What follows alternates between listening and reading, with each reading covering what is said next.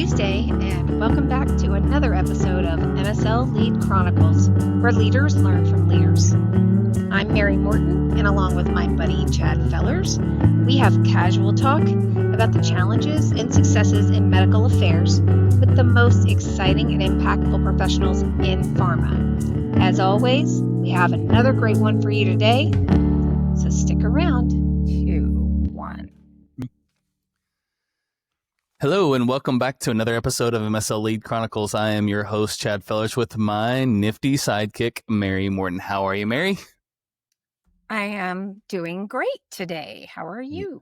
I'm good. It's had a little bit of a break in the weather, which has been nice. It's now in the 80s versus the 90s, so we're making progress there. I'm ready for fall weather, though. So this is good. This is good golf weather, though, right? It is good golf weather, but unfortunately, it doesn't mean that the golf is good or the golfing is good, but it is good weather to be able to golf.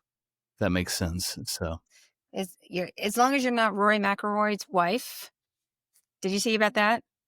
Oh, like where the beer some got obnoxious. threw on it. So it's funny. Some people say that we resemble each other at times. If you freeze frame, not like if you put a hat on me, that Roy and I have some very some similarities. I don't drop bombs like he does. I'm not as good a golfer as he is. I'm a little bit taller than he is, I think, too. But other than that, anyway, I don't know. It was just kind of you have a cooler accent too. Y'all, come on. I don't know. He's got a pretty cool accent. So, yeah, so what have you been up to, and what do you got going this weekend? Man, big news this weekend.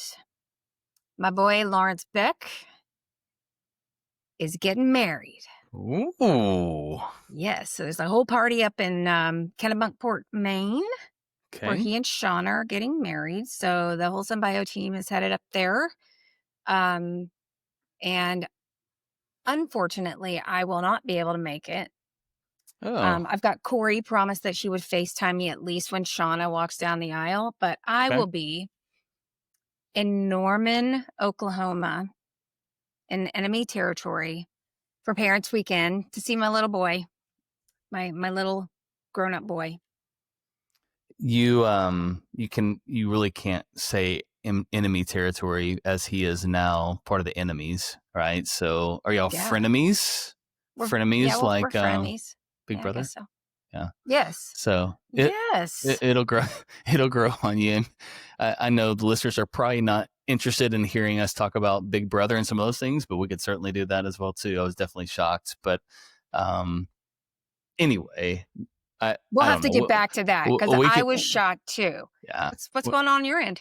Well, I mean, similar to you, headed out to see my kids at college. As you know, both of my oldest two have transitioned there as well. And so if the listeners are wondering what we're doing here today, we thought, wow, there's so many different parallels between leading and then how do you even approach leading and loving your kids when they move into this stage of life, right? So they leave the nest. What does that look like? I know that it's definitely an adjustment, wouldn't you say? Yes. And I mean, I'm sure we're going to get into it, so I won't even go down that road yet of all of the thises and the that's and the expecteds and the unexpecteds that have occurred so far. But absolutely. Awesome. I'm learning a lot. So for our listeners out there, whether you're navigating late night texts from your college kids or leading a team through a product launch, the emotional bandwidth, strategic patience, trust building that's required, really, there's a lot of parallels there. So today we're going to talk about a few of those things. So as true to form, let's start with some key takeaways. So those would be this. The first is letting go while staying present. The second is coaching and controlling, coaching versus controlling. And then we have a few more: trusting the process, navigating identity shifts, and then finally emotional regulation, which Mary is amazing at, and modeling. So I don't know about that. let's get into it. So do you want to just let people into your journey a little bit from the parenting aspect first, Mary, around letting go while staying present? How's that working out for you? Well, so it was really interesting as when Paige is 24. So when she went off to college, I feel like I aced it, you know? Okay. But in retrospect, we realized that she came home. She was only 3 hours away, and she came home like every 2 or 3 weeks. So not a whole lot changed with her. With Liam, I dropped him off and thought, oh my gosh, this poor child's going to be so homesick. I think I cried about 3.5. Well, you and I talked on the phone. Yeah. So you heard me being a baby. Yeah, because you called me right after I finally stopped crying, and then I started crying again. Sorry about that. That's okay. That's okay. But I totally thought that he would be the one that had a hard time letting go, but it was me. And he's fine. He still does need a little micromanaging, I think. But I'm trying to not. And that is hard when you launch someone, whether it's a child into the adult world or, it's an employee where you've given them and empowered them with some things. You have to step back and watch them fly. It's hard. I mean, what do you think? Well, yeah, I think it's this idea of, where do we go? Where did the time go where we are helping put together sandwiches or meals or things like that, reminding them to go get their oil changed, all these types of things, going to get gas, asking for this, but then lining out their day. And then all of a sudden it's this shift of, okay, when you're here, you get to learn to navigate and time management and all of those things. And for my oldest, Owen, who's a junior, he's always been pretty independent. So never had to help him with homework, those types of things. Always a great student. It really wasn't an issue similar to yours. I think with my daughter, who's a freshman this year, it's like, oh my gosh, how is she going to stay on top of this? Is she managing her time? Is she budgeting all these things? And I'm a little bit more uneasy about her and her journey with this. Although the signs that she's shown so far is that she is like Liam, she's thriving and she's really enjoying it. So it's really difficult for me not to send text and say, hey, so how's your homework going, or how are you? How are those types of things, right? And really just trying to allow her to live up to her end, right? About keeping her scholarships and those types of things. She's now a grown woman, and that's just hard for me to even think about. So it's difficult. But also, because we're kind of talking about some of the parallels of professional business level leadership as compared to parent leadership. You are not a micromanager. You would never call your employees and say, have you done your report yet? That's right. Did you set your alarm to get up in time to make that MSL or that KOL meeting? So you would never do that. Yeah. So but you've led her and through her life so far. So, well, I don't know. I mean, I think you're right. I try my best with that. I think it is when you think about the parallels with leadership, right? So how do you really set the stage where you're empowering people to really be the CEOs of their own territory? I know that phrase is thrown around a lot, but how can you do that and the same time let them know that you are always accessible, you're always supportive, and that you're really committed to their success, right? So I think that's a fine line to walk sometimes, and it's not it's not a clear path, if you will. Yeah. It's something that has to be.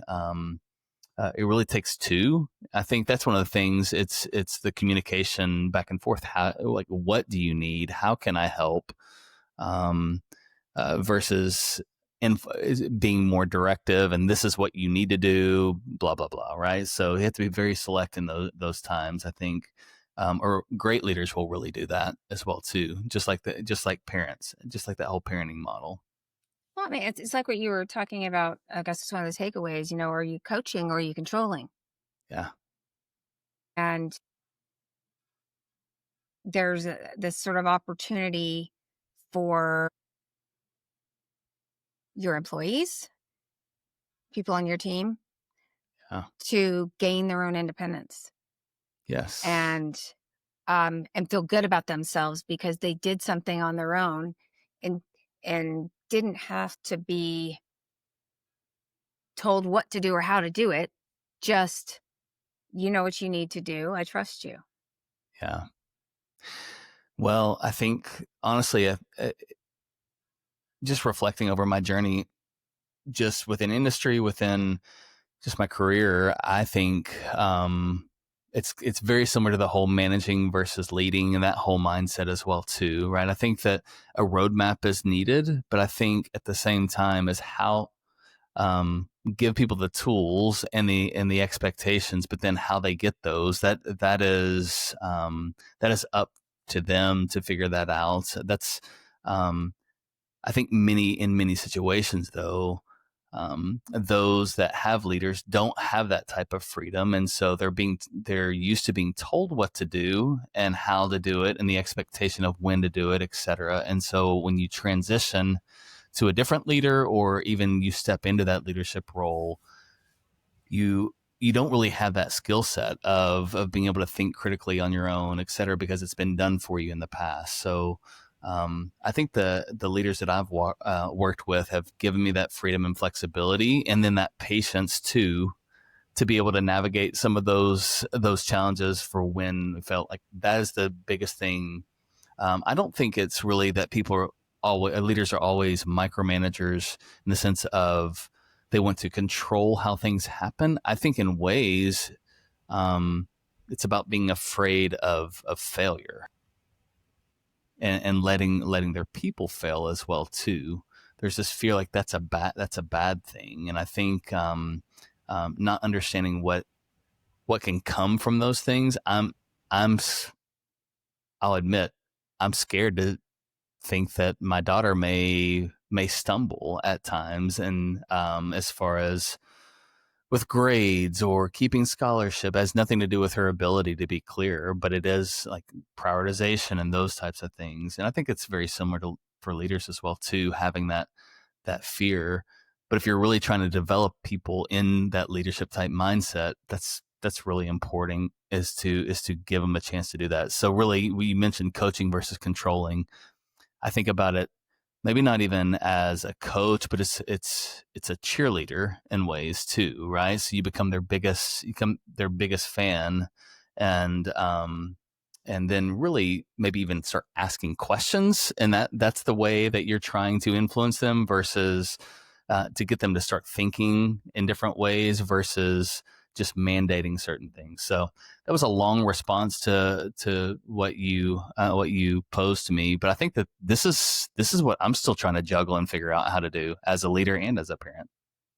Yeah, man. Well, thank goodness that the parenting journey, is, I hope our kids agree that it's an ongoing journey, just like Yeah, theirs is to learn to be adults. But, you know, um, one of the things that you said um, got me to thinking, because, as I talk to people a lot who are, in job searches, my boss is such a micromanager.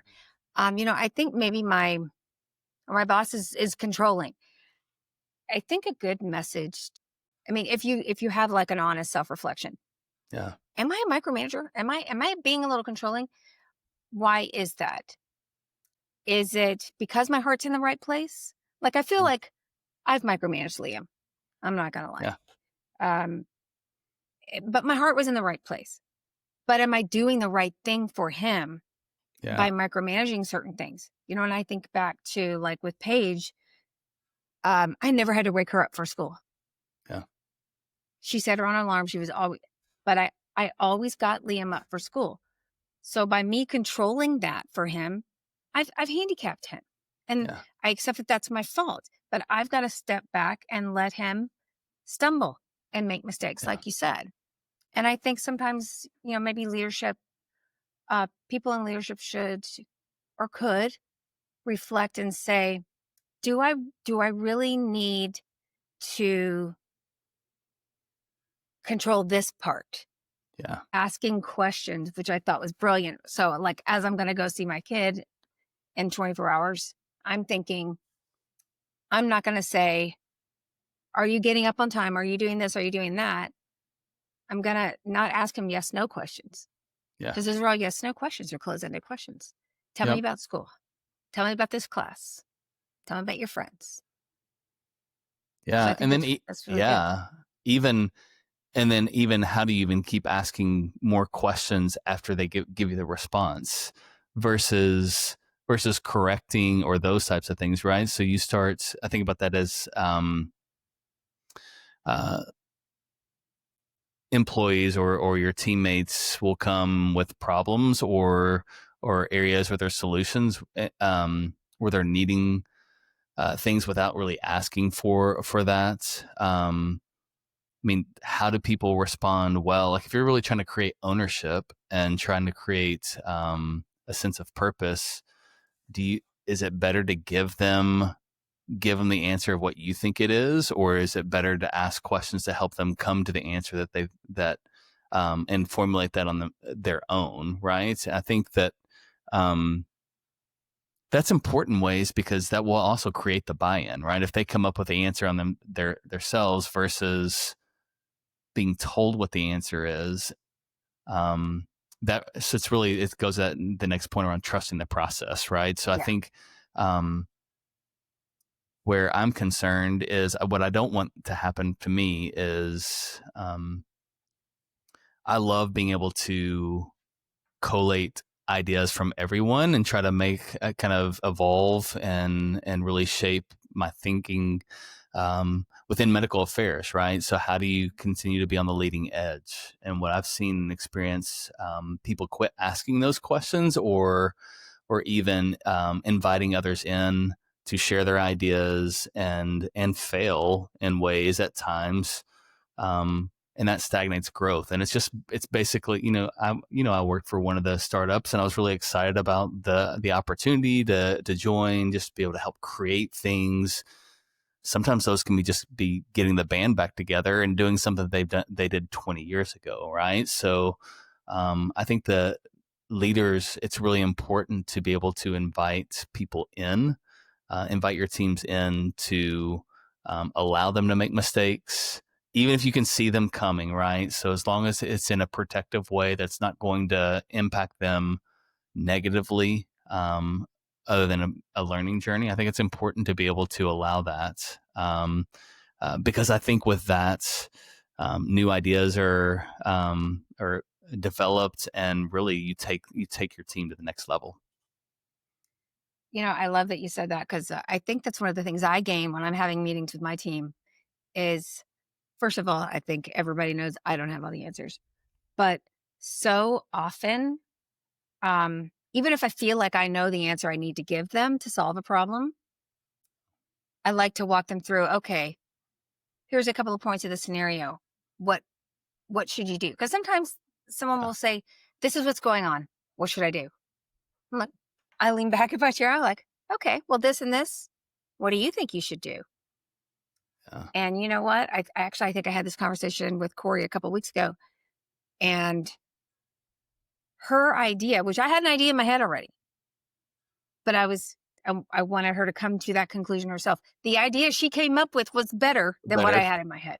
Yes. Yeah. See, so exactly to what you said is like, if I just fed her my answer because it's quicker, and I can move on to whatever else is next I've got to tackle. What is it? Give a man a fish, he'll eat for a day. Yeah. I mean, she's She's totally capable of fishing without me. I love that she wants to bounce ideas off of me, but especially because I learn from them. Yeah. I think we all learn from each other. So I guess what the practical takeaway for this is, leaders, if you don't have that if you're not getting that type of response where people are sharing those ideas, I guess maybe the first thing to do is ask why that's the case. Is it based on the responses that you give? Is it the closed-mindedness? Do you even ask those questions? But if you do, or you have in the past, and all of a sudden people are no longer bringing those information forward, the question is why. And then so maybe even ask your team, be not only self-reflect, but then ask them for that honest feedback as well too. That will really shift the dynamic of your team and really bring cohesion, happiness, sense of satisfaction, and then really new ideas, as you just mentioned, Mary. Yeah. So when you think about going back to the kids, so I don't know how much of this you would want to share, but from the time Owen moved out 2 years ago to today, where you have managed him with your business management style, you let him grow and be himself. What kind of growth have you seen? Who has he become in the last 2 years? I try not to get too emotional about this. He is talk You can about be general about it, though. yeah. I mean, I mean, he's like a caterpillar that's become a butterfly. I mean, there really is, and I don't know if I can take credit for any or much of it, or really quite any of it. I just don't know. But it's great to see him come alive. I mean, even things like one example would be running into one of my friends when he's back home he was at a burger place, and instead of just responding, "Hey, how are you doing? Great to see you. Great to see." I mean, "Hey, I'm doing great. How about yourself? Well, tell me about this." And I mean, having my friend come to me and say, "Wow," I mean, to see the growth that's happened already is just really, really amazing. I mean, this is the same kid that wore a headset, and that was really playing Xbox and things like that, and that was really his mode of communication, 2 years ago, and now here he is being this active and truly showing his care, which he's always cared about people, to be clear, but just how his communication style and things are evolving, and he's really having a lot of fun. So it's fun to see. But you said, I don't think I can take credit for it. I didn't really do anything. You didn't micromanage him. Well, You allowed him to, develop this chrysalis and become butterfly. I don't know how he'll feel about you calling him a butterfly, but I called him that. That he has become because you didn't micromanage him. yeah, and I think our relationship has actually even grown closer too, just giving these types of things and becoming more of a cheerleader. And listen, I've not been the perfect parent. That's for sure. I mean, I think about the years of he really excelled in sports, and me trying to really drive him to keep doing better and this, that, and the other. And you can make it to the majors or whatever this idea, and honestly, I had to self-correct quite a bit from that, because I think that probably intrinsically he thought that his identity was based off of things that he did, not for who the person he was in my eyes, and which is definitely not the case. But I think that could have been how it was communicated. And so now, I mean, whether it's just shooting him a text every other day or whatever, hey, really think I'm so proud, I love you and I'm proud of you, and just seeing the evolution of our relationship has just been really, really pretty special. So again, there's not a clear cut path to having these, but I do think there's some tips that can really enable this type of thing, not only with your in your parenting, but then also with your teams as well too. So no one's perfect. No one's perfect. And I think the more that leaders are transparent in their mistakes and have humility and always asking how they can do better is really really covers a lot of wounds that may have come in the past that you've inflicted, right? So just my thoughts. Well, so if you translate that into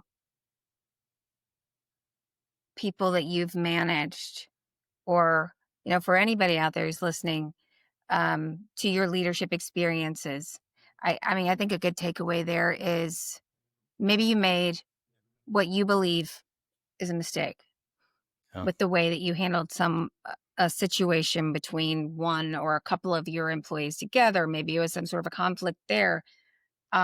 It's never too late Yeah, to course that's right. correct, like you said. I think the important thing is you have to own up to it at the very least to yourself, and give yourself grace, and That's tell right. yourself that you're going to be better, that you're going to do better. Because we can always be better. That's right. That's right. Let's go to our last, or kind of one of our last points, and I'd love to get your thoughts because you are the emotional regulation queen, right? And modeling. So let's talk about that. How do you really keep your emotions in check or regulate or can you share some examples of being able to do that when there's chaos, or you see chaos that's happening with your kids, or even with your kids at work as well too, and then how our leaders can learn from this. Well, I think over the years for me is that, well, I do have a Post-it note on my computer monitor that says everything is not a fire. Wow. And actually, that's something Lawrence said to me maybe 8 years ago. Everything's not a fire. So I think it's interesting that you can have somebody who is, your direct report that can check you like that. And I think that's the relationship he and I have always had, is that, I mean, it's not like I'm this level and you're that level, and so you can never tell me to calm the heck down. So I look at that every once in a while. I do have a little stress ball, but I'm not even stressed out. But I think I keep that in the back of my mind. Everything is not a fire. Why get upset? I don't even have to take deep breaths or anything like that. I just go, okay, well, this is what it is. How are we going to fix it? Or how are we going to try to turn the tide on it? And not everything can be fixed. Yeah. But we do everything that we can to try to correct a situation. But I don't know. I feel like I've told myself it's not worth flipping out about, so I don't. I can't even remember the last time I've raised my voice. Really? Yeah. I've gotten mellow in my old age, Chad. And I'm a big weed puller. So I pull weeds and it makes me feel so much better. So any bottled up stress, I just go in the yard and pull weeds, or I do yard work, and then it's all gone. That's probably not the answer you were expecting. No. Reminds me of one of our recent podcasts with Megan, right? When she was talking about how your tone sets the climate for your team as well too. And so being able to allowing yourself a chance to process quickly, and then being able to see how it applies to your team. I think it means that you can be authentic. It doesn't mean that you have to be positive Polly, if you will, in the sense of everything is great, right? I think you can be honest and reflective of this, but I think how you present that to your team is going to be a great mirror for them to look at how they respond to those types of situations as well. Whether it's because there are a lot of fire drills, quite honestly, that come with launch or those types of things. Everything is a priority. So helping them with that, and then being able to help regulate, if they can see that you're regulated through this, it's amazing how they really can assume that type of persona as well too. So, and I think the point that if y'all didn't pick up what he was putting down there, it's like, don't tell them how to react, show them how to react. Yeah, because they'll follow your example more than your directive. 9 times out of 10. You're a great mind. You can really summarize my rambling at times as well, or my storytelling, Mary. So thank you for that. That's a really good point. Well, what was your point? I just summarized it. No, that was it. That was it. Okay. I have a question for you. Okay. Between your kids and people who have reported to you, who usually gives you the most honest, direct, stripped down feedback? Like, maybe it's something you don't want to know.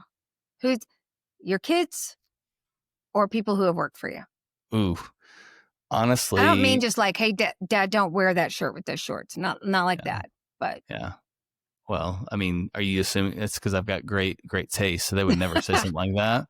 Exactly. That's what I meant. Yeah. Exactly. No, I would say honestly, which I'm working on to be better. I would say the people that I've worked with, it's probably easier for me to, in the past, to have really been intentional and being available for them in ways that I thought I was for my kids. So that's what this next chapter looks like for me, is to really be um, the type of parent that there's a desire to share those things with me, a desire to ask, desire to learn from my experiences. And so, I mean, that's one of the things I'm really trying to be intentional. We've never said we were the perfect parents, but we're trying to really be intentional for when we make mistakes, or when our learnings of how we've failed and things like that, so they can hear those from us, because I think that they're, quite honestly, they want to make us proud, right? So I think part of that is not wanting to share some of the struggles. So that's what I'm trying to work on, Mary, is having that same type of approach with my kids as I've done with my recent teams. How about you? Who's more honest with me about their, cumulatively, it's my team, just because there's more of them. But, Yeah. but my kids have, like, almost to a fault, are just too honest with their feedback with me. Very blunt. Yeah. But no, I in all seriousness, I think probably it's a little bit of both. I mean, I think it probably is both. So maybe I lead my children in the same way. Yeah. Although I do think I'm a little bit more of a dictator with my kids. Yeah. And I need to take some lessons from my people leadership. Yeah. Specifically with my youngest, and try to not dictate things quite as much. It's not easy. This has been therapy for me today. This has been good. It is good. It's a good therapy session. Any closing thoughts on your end before we wrap it up? Well, I mean, I have to say, hook 'em horns. It's maybe the last time I can say that. I'm going to be wearing crimson and cream this weekend because I love my son. I'm going to be going to an OU football game in what apparently is also known as Memorial Stadium, but our stadium is also called Memorial Stadium. So, no, to be really honest, and I've talked to a lot of people who went to OU. Our buddy Deanna, Norman is a nice little town. I really like it. I just got like chills saying that out loud, but it is. And no, I think as people leaders, I think the best thing that we can do as people leaders and parents is be honest with ourselves about what we know and what we don't know, and accept that we're always learning, and that learnings can come from the most interesting of places. That's right. They can come from your kids, and they can come from a brand new rookie MSL or rookie recruiter who has just a different perspective to help us grow as leaders. So keeping a growth mindset in both situations, right? Whether it's at home or whether it's at work. Yes. Regardless of who it is. Hey, look at me summarizing some things too. That's a miracle. I don't know if I've ever been able to do something that quickly. So I'm impressed. See? Yeah. Look at you growing. I know, we're growing. So yeah, so we're listeners, thanks again for a chance to let us have a therapy session along with you. Hopefully this will be, there's some nuggets that you can take away from this. I'm thinking about this, so parenting, well, in our specific situation, college age kids is just a great mirror for us that leadership is not about control. It's about connection. It's about clarity. And then, yes, I guess courage might be one of those as well, too. I mean, we have to trust. We have to learn to trust, right? So whether it's at home or whether it's at work, the goal is the same, is to help others grow, to become the leaders that they are meant to be. So think about that. Would love to hear your comments on ways we can continue to get better as well, too, as on our leadership journey. So. And I would also mention that a lot of friends of the podcast also have kids that just started college this year. One of them's book is like right behind me over here, Marcy's book, because her son just started on a swim scholarship, future Olympian. We share the same friend here in this one. Well, that's the same. Yeah, we have joint custody of a lot of friends. Yeah.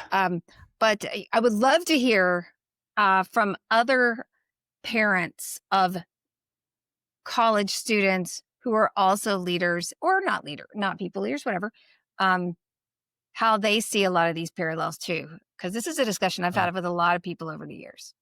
So this was a great discussion. We're still on this journey. So yes, we will take any of your thoughts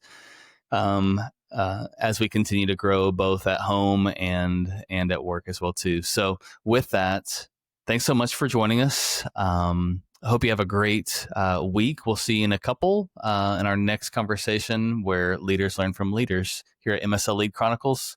Until then, lead well.